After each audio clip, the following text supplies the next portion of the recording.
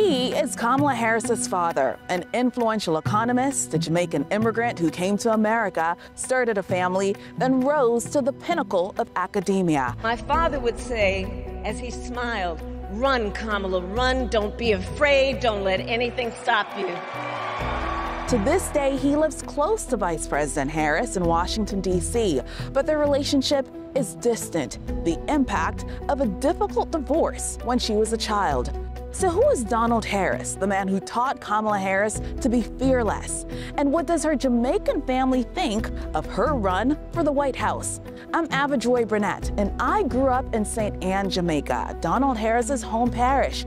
So I went home and quickly discovered reporting in my home country is a process. We came to Jamaica with a simple mission: find and speak with Kamala Harris's family. We took a 40-minute drive into the mountains to Brownstown.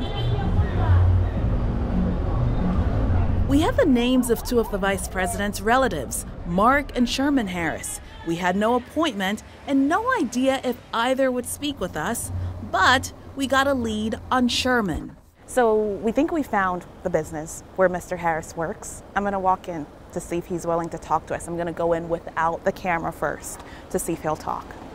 How are you, miss? Good. Is Mr. Harris here? So it was in this location. So we're gonna go back out here. We might even walk across to see if we could find the spot, because it's like literally in this vicinity. This is a small town, and word of visiting American media traveled fast. The goal was to move quickly without attracting too much attention. I didn't know if Kamala Harris's family might be media shy and didn't want them to get nervous or dodge us. So right there, so. Okay. You related to Mr. Harris? No, you know anything about him? This young lady told us that the family owns this business. We don't know how true that is, but that's the business that we're looking for, and the door isn't open. I am that? Hello? So this truck that's pulling in, this is actually Mr. Harris who's pulling in. I recognized him from the photos, so we're waiting to see if he'd be willing to talk to us. Hi, Mr. Harris. Hey, how you doing? Hi, I'm Ava Joy. Nice to meet you. Let me tell you this. I'm Jamaican. Yes, all right. I heard that. Oh, you hear about me before we come? You can't do that now. Okay, what time you can do it for me? Probably tomorrow. What time tomorrow? Tomorrow, anytime after 10. Okay, so Mr. Harris says he will speak with us, but he'll talk to us tomorrow after church. So we'll have to come back tomorrow. Making progress. One of the family members agreed to meet us for Sunday services at a church with a rich family history. Brownstown is home to about 7,000 people. My quest for answers and Kamala Harris's connection to this bustling market town is also a personal homecoming. What's your name? Huh? Joya? Joya? My name is Ava Joy. Oh, good to see you, honey. Oh. I attended St. Hilda's Diocesan, an all-girls high school here nearly 2 decades ago. The school sits atop a hill overlooking the town. Kamala Harris's father, Professor Donald Harris, can trace his lineage to the people this town is named after. Years ago, he wrote about one of his ancestors building the Anglican church in town. And that's where I met Donald Harris's cousin, Mark Harris, for Sunday service, in the same pews where I once sat as a student. Right now, we're standing on hallowed ground. Yes. Tell me about this place. As far as I can tell you is as much as I've heard. Okay. That my grandfather was one of whom helped to build this church. He was one of the very few, of course, you can see, who was buried in the churchyard. How are you related to Vice President Kamala Harris? Okay, now her father, Donald, is my cousin. He was such a calm, nice guy, you know, and always tried to influence us in education. That was his role every time we see him. Oh, how you doing in school? Donald Harris's worldviews were shaped here, As a child, he observed his grandmother running a shop on one of the busy streets in Brownstown. A combination of his academic brilliance and family's influence took him from this world to becoming a professor at Stanford University. But home was never too far away. He wrote about a Jamaican saying, "Member where you come from." Translation, never forget your roots. And it's in that spirit that Professor Donald Harris wrote about frequent visits to Jamaica, with his young daughters Kamala and Maya exposing them to the country's, quote, richness and complexity.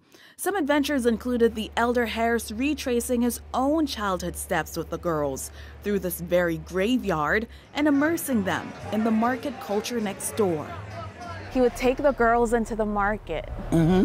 So you had these little American Jamaican girls, but he wanted to show them their Jamaican side. The roots of Jamaica, yeah. Why? What was that all about, taking them into the hustle and bustle? Because Donald actually believes in really showing the true way of life and where he's coming from. As a candidate, Kamala Harris speaks often about her desire to help small business people, entrepreneurs like the women and men who make Brownstown hustle and bustle. But as a child visiting Jamaica, the lessons were mostly about finding joy in nature and taking risks. Images from Kamala Harris's memoir, The Truths We Hold: An American Journey, show a young Harris playing with family on the family land. This is the playground of Kamala. Yes. Tell me about that. She would actually play on these grounds with her father, taking her to tour the property and so on. And she loved it. She played with the animals, the cows, the goats and so on, and run up and down on the property. It sounded like your brother was telling me this, that he was the one, Mark, who would really encourage her to possibly take risks? Yes. Donald likes to see when you're very active. Sometimes we get scared and said, "Donald, don't do that. Don't let the child man him hurt himself." And Donald would say, "No, man, I'm young. Nothing will happen." Over the years, at what point did you guys stop seeing her and Maya here? You know, I think that was at a young age too, you know, that probably sometime in the early 70s, mid 70s, around there, was probably the last time, you know, they came here. By the 1970s, Harris's parents, a couple from two different worlds, India and Jamaica, who met and fell in love in California, started having marital problems. Harris describes her parents' love for each other in her book, but she also wrote they, quote, stopped being kind to each other. On one of the biggest stages of her life, while accepting the Democratic nomination for president, Harris gives a rare glimpse into one of the most impactful times of her early life. My early memories of our parents together are very joyful ones. A home filled with laughter and music, Aretha, Coltrane, and Miles. At the park, my mother would say, "Stay close." But my father would say, as he smiled, "Run, Kamala, run. Don't be afraid. Don't let anything stop you." How would you describe her pride for Jamaica? I think she's exuberant about it. I think she's happy that she's from Jamaica, and a part of her is from Jamaica, because she loves Jamaica too. Are you still in communication with her? Yes, yes. She'll know and then send me hello and thing. But we need to get closer now to talk to her more. What impact do you guys think her summertime here has had on who she is as a person? It exposed her, you know, and exposed her to the Jamaican culture and her roots. That sort of enhances the kind of person you become. She's proud of us, and it's a family indeed of success in all we do. So I'm sure she's proud of her family too. Yes, she's very proud of us, and we are too, just the same. Up next, after Donald Trump questioned Kamala Harris's blackness, her Jamaican family reacts. I find it a dumb speech. I think he's short for words now. As you travel across Jamaica, you're exposed to mountains, valleys, the waves of the Caribbean Sea, a landscape that's as diverse as the people who live here. Once a Spanish, then British colony, Jamaica gained independence in 1962. Its colonial past sets the stage for an island that's an ethnic melting pot. Though the country is more than 90% black, people of European, Middle Eastern, Chinese, and Indian descent call this place home and have collectively shaped the culture here for generations. Kamala Harris's family on her father's side is from Jamaica. So given that ethnic diversity, Donald Trump's comment that Kamala Harris, quote, happened to turn black. She was always of Indian heritage, and she was only promoting Indian heritage. I didn't know she was black until a number of years ago when she happened to turn black, and now she wants to be known as black. So I don't know, is she Indian or is she black? She is always identified as a black woman. She went to a historically black college. Caught the attention of many Jamaicans. So he was the cute one. He was the cute one, and he could cry loud. Including the James family. This is us, the three girls. We generally took pictures together. Their grandparents arrived in Jamaica from India as indentured servants. Here's to being Jamaicans. 3 out of those siblings and 2 of their spouses spoke with me about their ethnic identity. We are proud to be Jamaicans. Proud to be Jamaicans. So we talked about America and why we think Americans have that very sharp distinction among the races. Why is it that you guys think Jamaicans don't have that sharp distinction, even though we really are mixed up here? I think it has to do with our upbringing as well, because from the moment we were born and started growing up, we were mixed up. We played with everybody. Color never played a part. It never came up, and your parents never had that mentality either. So, you know, it's just passed on for a generation. I want to ask you guys about this issue where Donald Trump said Kamala Harris turned black. As a family with mixed race people, what do you think of that comment? That's Donald Trump's opinion, all right? Let's leave it at that. But you would classify her as a confluence of both a black and an Indian. Her mom is from India, daddy's from St. Anne, and so she would be a mixed person. And whatever that is, whatever that says, it doesn't take away from her being herself. Yeah, here it is. I also spoke with Paul Lawson, a Jamaican businessman. As soon as they know that you're Jamaican, everybody says, oh, you're a great set of people. He told me his family is black, German, and Scottish, evidence that emerges in family photos. But this is how he identifies himself. I'm a black Jamaican. Kamala Harris Yes. identifies as black. She is of mixed race background. But there are people in the United States, including former President Trump, who question her racial identity. Right. As a Jamaican, what do you think about that? It is rather strange, because if the person himself or herself, and in this case Kamala, identifies herself as black, then who on the outside should dictate to her or tells her that she's not black? Kamala Harris's family members also have opinions on Trump's comments about her race. Sherman and Mark Harris are Kamala Harris's cousins. As children, they spent summers together in Jamaica on the family land. They called Trump's remarks on race unintelligent and nonsense. Somebody can't turn black or somebody can't turn white, you know? So I find it a dumb speech, you know? I think he's short for words now. It's just a political point that he's trying to make to try to see if he could gain back some black votes by saying that she is only saying that she's black to attract black votes. But it's nonsense. Professor Sonia Stanley Naya is senior lecturer of cultural studies at the University of the West Indies, Mona. Kamala Harris's father, Donald Harris, studied at this institution as a young academic before he migrated to the U.S. and attended UC Berkeley. It's the pride and the passport that gives us the temerity to insert ourselves wherever we are in the world as these, you know, proud people, proud black people.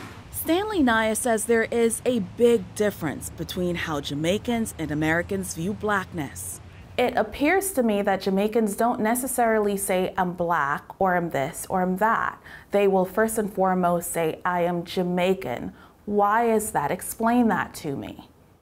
Jamaicans will readily say I am a Jamaican, but hesitate to say I am black or identify with any of the movements globally. But that when it's time, whenever something happens that is a racial incident, the Jamaicans can identify with it, but it's not the same thing as living every day with a consciousness of blackness. So, given all of that, and the fact that Jamaicans may not even right off the bat say, I am black, but it's innately understood, why is it then that Jamaicans get upset when someone like Donald Trump says Kamala Harris turned black? At the heart of that is a certain kind of white privilege that ought to be named for what it is. I can understand why it would be seen as egregious, completely problematic for someone to determine that another can't claim who they want to be or how they want to be seen in the world. And I think Jamaicans would get upset because it is out of order for anyone to determine that you can't say who you are in the world. The motto of this land is out of many, one people, a saying that school children learn early and adults seem to never forget. For Kamala Harris, her ties to Jamaica are undeniable, but that has not stopped questions about her ethnic identity. Perhaps this white Jamaican's words sum up the Jamaican spirit when it comes to the issue of race on this island. For people who don't understand that people look different here in Jamaica, how do you explain that to them? Well, I don't believe that anyone should see anybody different, you know, because people are just people. No one is supposed to see no one different. No one don't know how God look and present himself the way he make people in their own image. You can't look at nobody and call him ugly because you don't know how God look. You know he make himself like. He make himself look like all the way. I love that. I love that. Coming up, hear what Jamaicans we spoke with are saying about Vice President Kamala Harris. We love her because she's from our blood. Our blood. And one politician's plan to publicly showcase Harris's accomplishments. In our quest to trace Kamala Harris's roots to Jamaica, we zigzagged across the country from parish to parish and met people in rural areas with more laid-back lifestyles. We also met Jamaicans who are a part of the drumbeat of the hustle and bustle of bigger cities. Jamaica, the motherland of international icons like Marcus Garvey and Bob Marley, is now celebrating Vice President Kamala Harris. Oh God, a black girl like we? Big up, we are from the same stream. The Vice President's father, Donald Harris, was born in a small city here known as Brownstown. We love her because she's from our blood. Our blood. The city is exuding immense pride.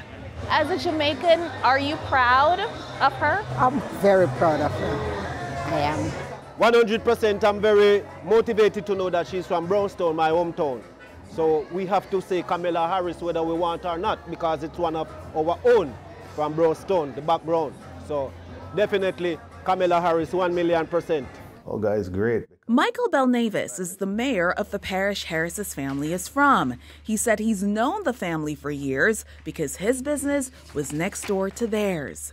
What did you think when you realized that this person who is so high up in American politics is directly tied to Brownstown? Oh boy, it's a great feeling because Brownstown's a small rural town, and but it produces a lot of greatness. Mayor Belnavis now wants to honor Harris with a statue in the center of town.